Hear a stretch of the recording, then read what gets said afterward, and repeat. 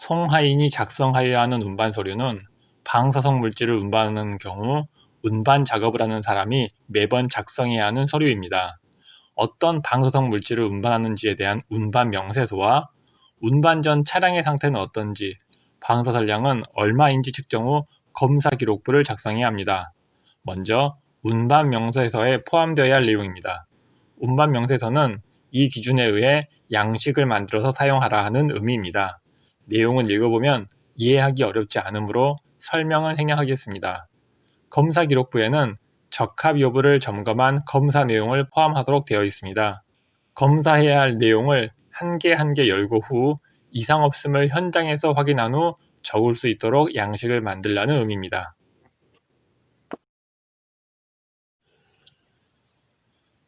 앞에서 특수형 방사성 물질에 대해 사고 시 선원이 파손되더라도 내부 피폭이 일어나지 않도록 만든 선원이라고 설명했습니다.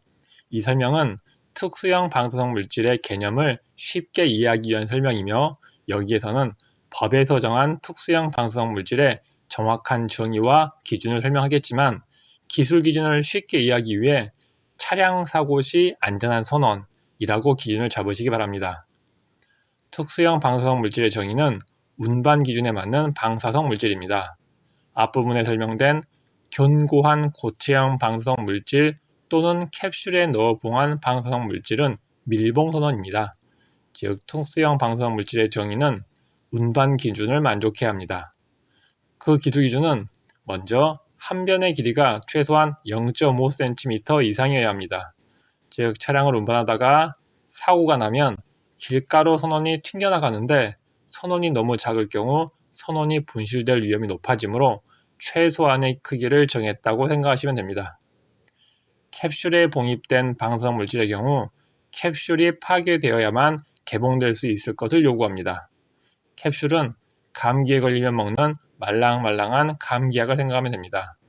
방사성 물질을 캡슐 형태의 금속에 넣은 것이 캡슐에 봉입된 방사성 물질입니다. 금속 캡슐 내부에 방사성 물질을 넣은 후 나사처럼 돌려서 잠그거나 드라이버로 열 수 있도록 만들지 말고 외부에서 용접하여 파괴하지 않는 한 열어지지 않도록 만들 것을 요구합니다. 특수형 방사성 물질의 기준은 다음 시험을 통과해야 하는 것이 핵심입니다. 시험은 충격, 타격, 굽힘, 열, 누출 시험으로 진행됩니다. 충격 시험은 선원을 9m 높이에서 낙하시키는 것입니다.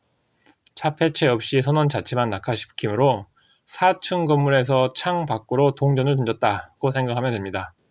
차량 사고 발생 시 차에서 선원이 떨어져서 받을 수 있는 충격으로 생각하면 됩니다. 일반적으로 선원 자체가 매우 가볍고 크기가 작기 때문에 쉽게 파손되지 않습니다. 충격 시험 후 침수를 이용한 누설 시험 방법으로 건전성을 확인합니다.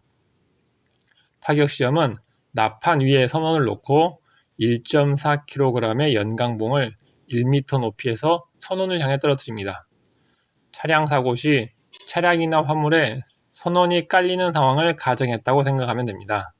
보통 시험에서는 선원의 바깥쪽은 스테인리스 스틸로 만들어졌고 바닥에 나판이 깔려 있으므로 나판이 선원의 형상으로 찌그러집니다. 연강봉의 충격력이 나판으로 전달되는 형태입니다.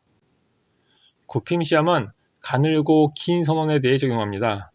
작업대 모서리에 선반이 절반이 나오도록 고정시키고 1.4kg의 물체를 1m 높이에서 낙하시켜 충돌시킵니다. 열 시험은 선원을 전기로에 놓고 800도까지 온도를 올린 후 10분 동안 유지, 다시 자연 냉각 후 선원이 녹았거나 분산된 것을 확인합니다. 차량의 화재 상황을 가정하였고 즉시 소화 작업을 하는 것으로 생각하면 됩니다. 역시 침수를 이용한 누설 시험 방법을 통해 건전성을 확인합니다. 누출 평가는 충격 시험, 타격 시험, 굽힘 시험, 가열 시험 후 선원의 건전성을 확인하기 위해 수행합니다. 누출 평가 시험의 기준은 2100B입니다. 저분산성 방사성 물질은 분산성이 제한되는 방사성 물질입니다. 특수형 방사성 물질과 상당히 비슷합니다만 더 엄격한 기준이 적용됩니다.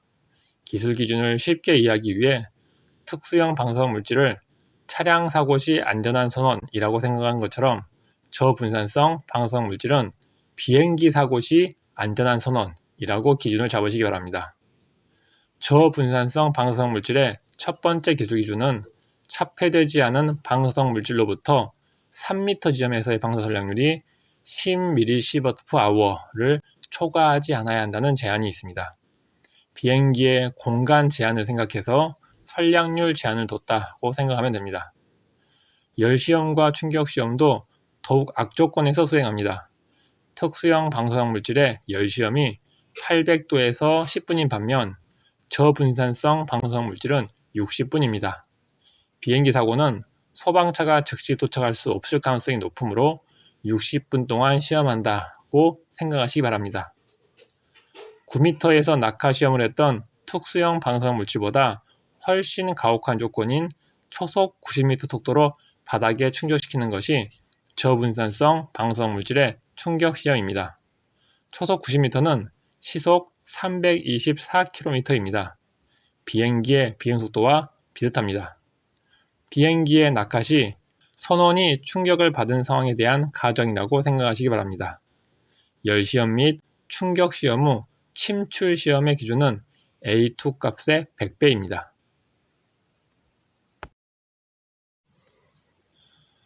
B형 운반물 이상의 운반은 사고 상황을 대비하여 운반 용기에 담아서 운반해야 합니다. 운반 용기 역시 운반물과 동일한 규격을 사용해야 합니다. A형 운반물은 A형 운반 용기를 사용하고 B형 운반물은 B형 운반 용기를 사용해서 운반하는 것입니다. 먼저 모든 운반 용기에 공통적으로 적용되는 기준입니다. 모든 운반 용기란 L형, A형, B형, C형, IP형을 모두 일컫는 것입니다. 공통적으로 적용되는 기준이므로 일반적인 내용과 함께 기준처럼 보이는 시험 방법을 함께 제시하고 있습니다. 먼저 상식적으로 이해가 되는 당연한 요구사항들입니다. 체급과 운반이 용이하도록 만들어야 한다. 운반 도중 안전이 유지되어야 한다. 오염이 쉽게 제어할 수 있도록 돌출 부위가 없어야 하고 오염이 되었을 경우에는 쉽게 제염될 수 있도록 해야 한다. 우천 시 방사성 물질에 물이 들어가면 안 되니 외부 표면은 방수 재질로 만들어라. 운반 용기를 차에 묶거나 기계 장치로 들기 위해 부착하는 고리 같은 구조물로 인해 안전성이 감소되면 안 되니 설계 시부터 이런 구조물로 인한 영향을 모두 평가해라. 정상 운반 중 진동 등으로 인해 고정이 느슨해지는 것을 막는 구조로 만들어라. 방사성 물질을 운반하는 것은 방사선 조사에 따른 영향을 고려해서 재질을 선택하라. 방사성 내용물이 누출될 수 있는 밸브는 자물쇠로 붙여라. 일반적인 온도와 압력에서 견딜 수 있게 만들어라. 운반물과 함께 운반하는 경우 위험물에 의해 안전성이 저하되지 않도록 해라. 10kg이 넘어가면 손으로 들 수 있게 손잡이를 만들고 50kg이 넘어가면 지게차나 기중기를 이용해서 들 수 있도록 고리를 만들어라.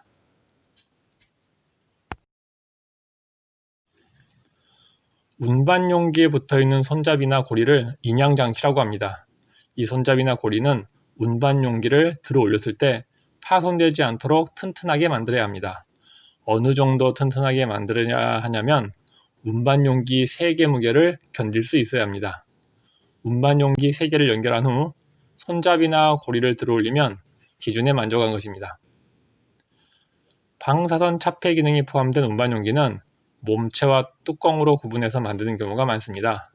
선원을 차폐체인 몸체 내부에 놓고 역시 차폐체인 뚜껑으로 덮은 후 볼트로 몸체와 뚜껑을 연결하는 방식입니다. 이런 경우 지게차나 크레인을 이용해서 들기 위한 고리를 뚜껑에 붙입니다. 이렇게 뚜껑에 붙어있는 고리, 즉 인양장치는 뚜껑과 몸체를 포함한 전체 무게의 3배를 견뎌야 합니다. 역시 똑같이 생긴 운반 용기 3개를 연결하여 고리를 이용해 들어올리면 기준에 만족한 것입니다. 그러나 사고는 항상 예상치 못한 곳에서 발생합니다. 분명히 시험할 때는 무게의 3배를 버텼는데 실제 현장에서는 파손되는 경우도 있습니다. 이런 상황을 대비해서 인양장치가 파손되는 경우에도 인양장치만 파손되고 운반 용기 자체는 파손되지 않는 구조로 만들도록 하고 있습니다. 구동 장비를 이용한 현장에서는 흔히 사용되는 방법인데, 인양 장치의 일부를 일부러 다른 부분보다 약하게 만듭니다. 그래서 예상보다 큰 힘이 가해지는 경우 예정된 부분이 파손되도록 하는 것입니다. 결속 장치는 운반 용기를 차에 실은 후에 차에 단단히 묶을 때 필요한 고리나 손잡이입니다. 차량 견인을 생각하면 되는데, 예전 차량들은 모두 번호판 밑에 견인차가 차를 묶을 수 있도록 고리가 붙어 있었습니다. 그런데 요즘은 고급차 중심으로 나사를 끼울 수 있는 구멍만 번호판 옆에 설치합니다. 견인할 상황이 벌어지면 나사 구멍에 고리를 돌려서 끼운 후 이 고리를 견인차가 끌고 갑니다. 운반 용기 역시 결속 장치를 끼울 수 있는 나사 홈이 있는 구멍만 있는 경우도 있고, 고리가 붙어 있는 경우도 있습니다. 만약 고리가 붙어 있는 경우라면 이 결속 장치는 다음 기준을 만족해야 합니다. 모두 사고를 감안한 속도이며, 대각선으로 작용하는 연직 분력이 중량의 2배, 이동 방향으로 작용하는 수평 분력이 중량의 10배, 이동 방향과 수직 방향의 수평 분력이 중량의 5배가 기준입니다.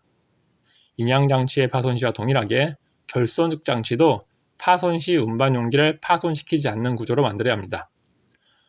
운반 용기 표면 선량 기준이 전용 운반이 아닌 경우 2mSh/h, 전용 운반인 경우 10mSh/h를 지켜야 하는 것은 운반물 또는 덧포장 외부 표면 선량 기준과 동일합니다.